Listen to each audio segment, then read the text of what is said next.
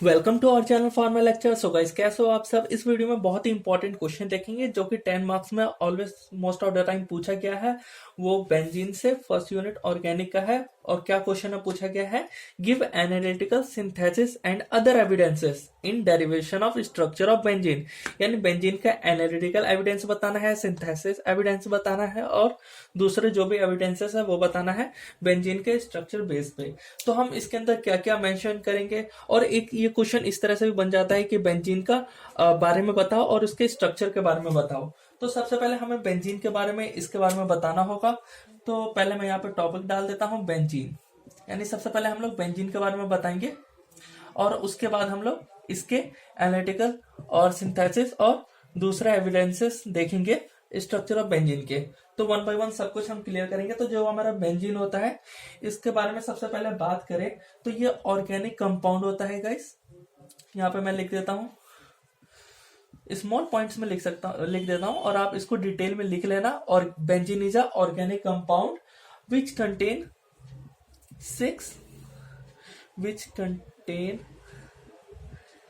Six carbon and 6 hydrogen. तो guys आपको भी मालूम है ये 6 कार्बन और 6 हाइड्रोजन कंटेन करता है। जो कार्बन होता है वो हाइड्रोजन से अटैच होता है। ये तो सिंपल सा पॉइंट हो गया। बात करें इसके नेक्स्ट पॉइंट को, तो इट इज अ लिक्विड। ये क्या होता है, एक लिक्विड होता है और इसका जो स्मेल होता है वो गैसोलीन जैसा होता है, smell like gasoline. So guys spelling देख लेना गैसोलीन की, आई थिंक यही है। और अगर हम इसकी बॉइलिंग पॉइंट की बात करें तो ये बॉइल हो जाता है कितने डिग्री सेल्सियस पे गाइस, अगर आपको मालूम है तो कमेंट करें। 80 डिग्री सेल्सियस पे। और फ्रीज कितने डिग्री सेल्सियस पे होता है ये भी मालूम है तो आप हमें कमेंट करिए डिस्क्रिप्शन कमेंट बॉक्स में। तो ये फ्रीज हो जाता है 5.5 डिग्री सेल्सियस पे। तो ये तो मैंने कुछ पॉइंट्स लिख दिए। और इसके बारे में और हम बताएं तो ये इट इज यूज एज, इसको हम लोग सॉल्वेंट जैसा यूज करते हैं। और जो हमारा सॉल्वेंट है वो यूज होता है क्लीनिंग इक्विपमेंट्स में। यानी जो भी इक्विपमेंट होते हैं उनको क्लीन करने में ये काम आता है। तो इसको मैं लिखूं तो it is use as a solvent for cleaning equipments. तो ये कुछ मैंने बेंजीन के बारे में बता दिया। अब आपको मैं वन बाय वन सबके बारे में, इन सब के बारे में लिखवाता हूँ। Analytical evidences, synthesis evidences, everyone के बारे में लिखवाता हूँ। बहुत ही सिंपल वे में गाइस हम देखने वाले हैं इस टॉपिक को और इस क्वेश्चन को। आई होप आपको बिल्कुल भी रटना ना पड़े, एकदम आप इजीली समझ जाओ। बहुत ही सिंपल वे में, कुछ नहीं, थोड़ा थोड़ा करना है और इजीली हम लोग 10 मार्क्स मिल जाएंगे इसमें। तो सबसे पहले जो है वो है एनालिटिकल एविडेंस। इसमें बहुत कुछ पूछा गया है इसलिए हम थोड़ा थोड़ा भी लिखेंगे ना तो वो 10 मार्क्स के लिए सफिशियंट हो जाएगा। तो एनालिटिकल एविडेंसेस में हम क्या लिख सकते हैं, तो जो सबसे पहले हम बता सकते हैं जो बेंजीन होता है वो उसका molecular formula, benzene has the molecular formula. इसका जो मॉलिक्यूलर फॉर्मूला आपको गाइस मालूम ही है, फॉर्मूला C6H6। अब ये C6H6 है। और गाइस आपको मालूम है जो हमारा बेंजीन होता है इसके अंदर डबल बॉन्ड भी होते हैं, जिसकी वजह से ये मतलब कि अनसैचुरेटेड कंपाउंड है due to the double bonds.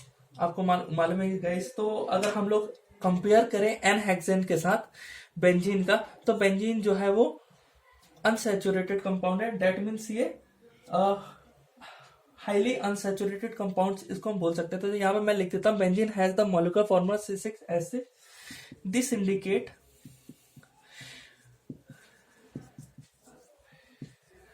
Highly unsaturated compound. इस वजह से हम लोग इसको अनसैचुरेटेड कंपाउंड बोलते हैं एज कंपेयर विद, अगर हम कंपेयर करें एन हेक्सेन के साथ। तो गाइस ये तो एनालिटिकल एविडेंस में छोटा सा है, ये आप गाइस लिख लेना। अब हम बात करेंगे सिंथेटिक एविडेंस के बारे में।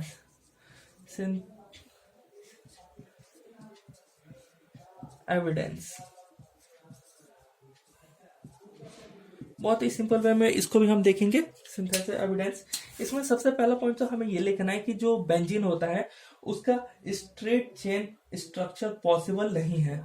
तो मैं यहाँ पर पॉइंट फर्स्ट लिखूं तो straight chain structure of benzene, structure of benzene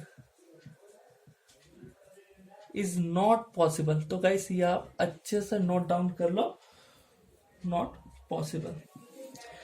ये आपको बिल्कुल याद नहीं रखना पड़ेगा, आई थिंक ये आपको रिमाइंड भी होगा ये सब बातें। और सेकंड में हम ये लिख सकते हैं जो बेंजीन होता है वो सिंगल चेन यानी रिंग कंपाउंड होता है जिसमें डबल बॉन्ड होते हैं। तो यहाँ पे मैं सेकंड पॉइंट लिख रहा हूँ, आई होप आपको अच्छे से क्लियर विजिबल होगा। बेंजीन जो होता है इज अ सिंगल चेन,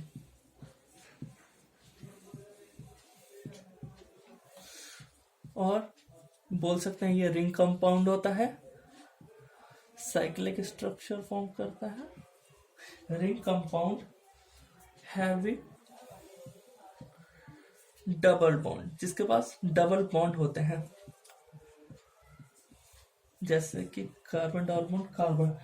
और हम इसके एक और पॉइंट की बात करें तो हम ये भी इसमें बता सकते हैं जो हमारा बेंजीन है वो बिहेव नहीं करता लाइक डबल बॉन्ड होने से, तो ये एल्कीन या एल्काइन की तरह एक्ट नहीं करता। तो यहाँ पे मैं एक और पॉइंट लिख देता हूँ, I think it is visible for you.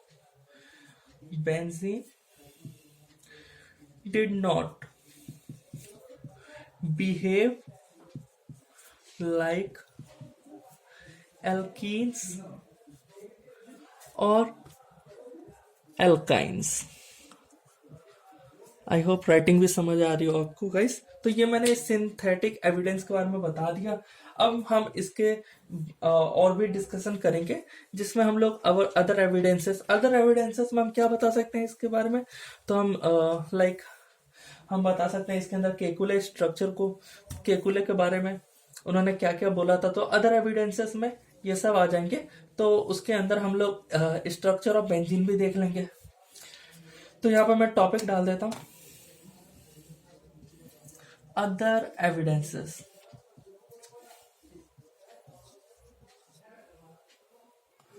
For structure of benzene. तो गाइस बिल्कुल ऐसे ही आप भी टॉपिक डाल देना और इसके बारे में लिखना स्टार्ट करते हैं। तो सबसे पहले इसके अंदर जो हम लिखेंगे वो बताएंगे हम लोग केकुले स्ट्रक्चर को। तो मैं यहाँ पे लिख देता हूँ केकुले स्ट्रक्चर। अब केकुले स्ट्रक्चर को एकदम शॉर्ट वे में मैं बताऊंगा, आपको गाइस मालूम ही होगा क्योंकि आपने पूरी यूनिट पढ़ रखी है।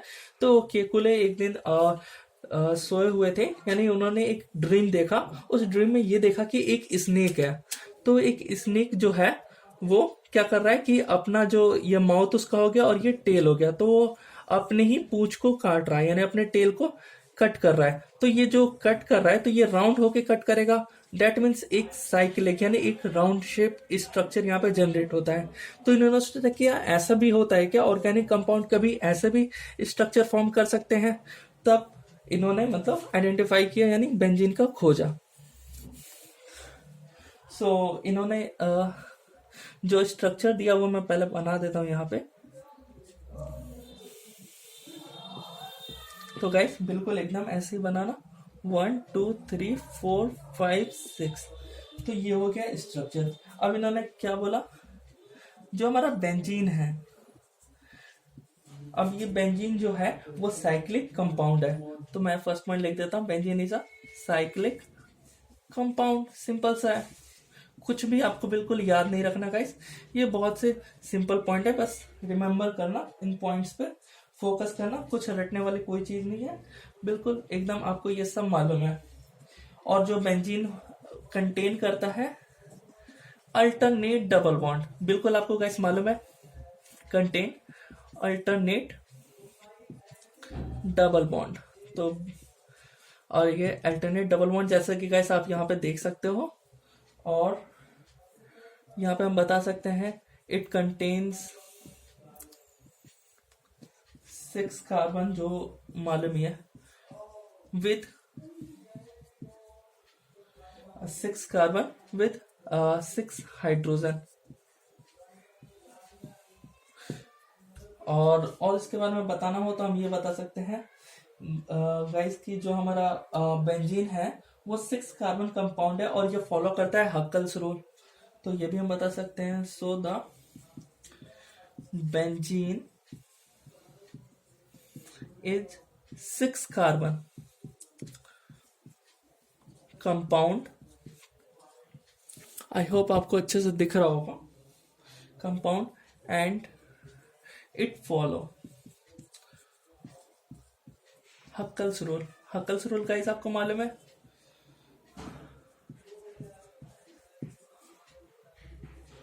So it is aromatic.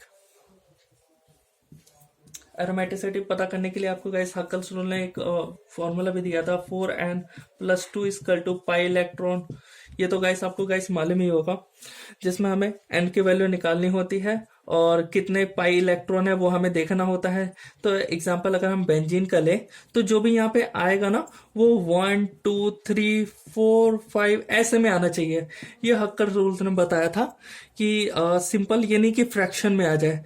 तो बेंजीन के पास देखिए तो यहाँ पे 1 2 3 पाई इलेक्ट्रॉन है, तो 1 पाई इलेक्ट्रॉन में 2 इलेक्ट्रॉन माना जाता है। 1 पाई बॉन्ड इक्वल टू, तो यहाँ पे 3 पाई बॉन्ड है, डेट मीन 6 इलेक्ट्रॉन। तो यहाँ पे मैं अगर लिखूं 4n+2 = 6, तो यहाँ पे जो n हो जाएगा वो हो जाएगा 6 - 2 = 4, 4 डिवाइडेड बाई 4 यानी 1 आ जाएगा। n = डेट मीन्स ये एक एरोमेटिक कंपाउंड है।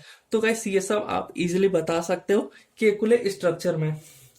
अब हम लोग केमिकल स्ट्रक्चर के बारे में बात करेंगे, तो इसको मैं रफ कर देता हूं। ये फर्स्ट स्ट्रक्चर के बारे में बता दिया हमने, और भी इससे रिलेटेड क्वेश्चन बदल के यही सब पूछेगा स्ट्रक्चर ऑफ बेंजीन के बारे में। बेंजीन के बारे में कुछ बताओ, तो गाइस ये आप इजिली लिख देना। बहुत ही सिंपल है गाइस, आपको बस एक बार पढ़ लेना है बस, उसके बाद तो आपको इजिली माइंड में फिट हो जाएगा। अब केमिकल स्ट्रक्चर में हमें क्या क्या देखना है वो हम देख लेते हैं। सबसे पहले तो मैं एक बेंजीन का स्ट्रक्चर यहाँ पे बना देता हूँ ताकि आपको और अच्छे से समझ आए। यहाँ से डबल बॉन्ड, यहाँ पे कार्बन, यहाँ पे कार्बन, और यहाँ पे फिर डबल बॉन्ड, यहाँ पे कार्बन, और यहाँ पे single bond carbon, double bond carbon, और ये guys single bond. I hope आपको इजीली समझ आ रहा होगा। अब हम यहाँ पे हाइड्रोजन भी फिट कर देते हैं। तो ऊपर एक हाइड्रोजन, एक इधर हाइड्रोजन, हाइड्रोजन, हाइड्रोजन, हाइड्रोजन, और एक यहाँ पे हाइड्रोजन। तो ये होगा बेंजीन का स्ट्रक्चर। अब हम इसके में मॉलिक्यूलर फॉर्मूला हमें मालूम है। मॉलिक्यूलर फॉर्मूला ये होता है C6H6, और इसमें हम मॉलिक्यूलर वेट भी बता सकते हैं। जैसे आपको मालूम है मॉलिक्यूलर वेट? अगर मालूम है तो जल्दी से कमेंट करो कमेंट बॉक्स में। मॉलिक्यूलर वेट जो हो जाएगा वो हो जाएगा 78। और इसमें जो हम बात करें पाई बॉन्ड और सिग्मा बॉन्ड की, तो it contains 12 sigma bond, 12 sigma bond and 3 pi bond. तो कैसे आप लिख सकते हो ये थर्ड पॉइंट में। और नेक्स्ट पॉइंट में हम क्या लिख सकते हैं, ये sp2 हाइब्रिडाइज होता है। और इसके बाद में तो जो यहाँ पे आप गाइस कार्बन का ये देख रहे हो, ये जो भी एंगल बनाता है यहाँ पे एंगल फॉर्म कर रहा है, यानी ये कितना एंगल फॉर्म कर रहा है, बॉन्ड एंगल 120 का गाइस, 120 का यहाँ पे बॉन्ड एंगल फॉर्म किया। और बात करें यहाँ पे जो हमारा कार्बन हाइड्रोजन होता है और कार्बन कार्बन होता है, तो यहाँ पे जो बॉन्ड लेंथ की बात करें ना, ये जो बॉन्ड लेंथ है गाइस, तो यहाँ पे कार्बन और हाइड्रोजन के बीच में कितना होता है और दो कार्बन के बीच में कितना होता है। तो कार्बन हाइड्रोजन के बीच में होता है 1.5 आर्मस्ट्रॉन, और यहाँ पे कार्बन और कार्बन के बीच में 1.3 डिग्री आर्मस्ट्रॉन। तो यहाँ पे मैं लिख देता हूं बॉन्ड लेंथ, बॉन्ड लेंथ। यहाँ पे हम बात करें कार्बन और कार्बन के बीच में, तो कार्बन और कार्बन के बीच में कितना होता है 1.3 डिग्री आर्मस्ट्रॉन्ग, और यहाँ पे कार्बन और हाइड्रोजन के बीच में 1.5 डिग्री आर्मस्ट्रॉन्ग। तो ये हो गया गाइस केमिकल स्ट्रक्चर के बारे में। आपको ये कंप्लीट लिखना है अगर आपको 10 मार्क्स चाहिए तो गाइस।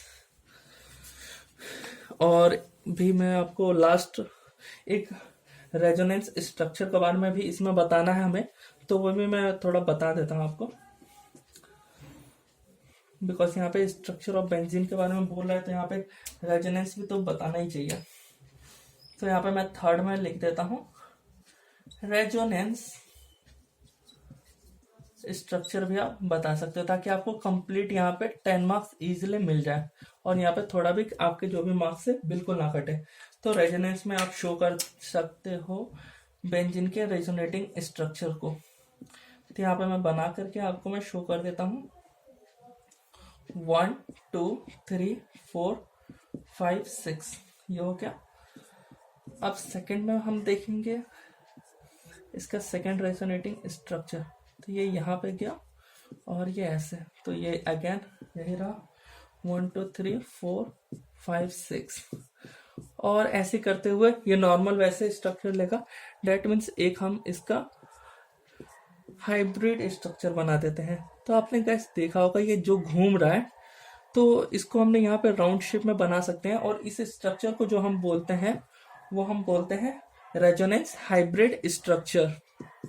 तो यहाँ पे मैं लिख देता हूँ रेजोनेंस हाइब्रिड स्ट्रक्चर, और ये बेंजीन का।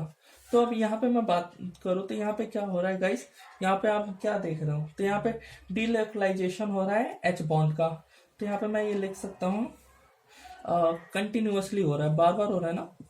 तो यहाँ पे मैं ये लिख सकता हूँ continuously delocalization of H bond.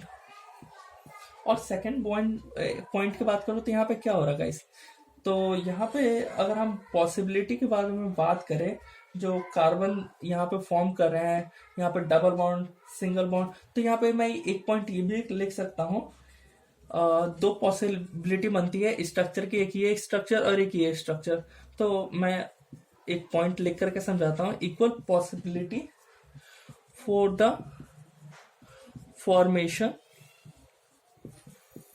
Of, यहाँ पे मैं कार्बन C1 के साथ C2 और C3 के साथ C4 और C5 के साथ C6, और ये पाई बॉन्ड के लिए, यानी पाई बॉन्ड जो फॉर्म होगा वो हमारा इन दो कार्बन के बीच में, इन दो कार्बन के बीच में, इन दो कार्बन के बीच में।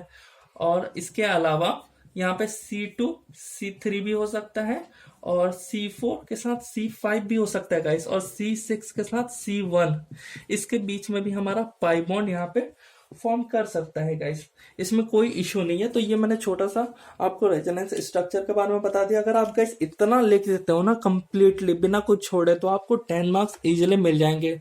सो गाइस मिलते हैं नेक्स्ट वीडियो में। So thanks for watching our video.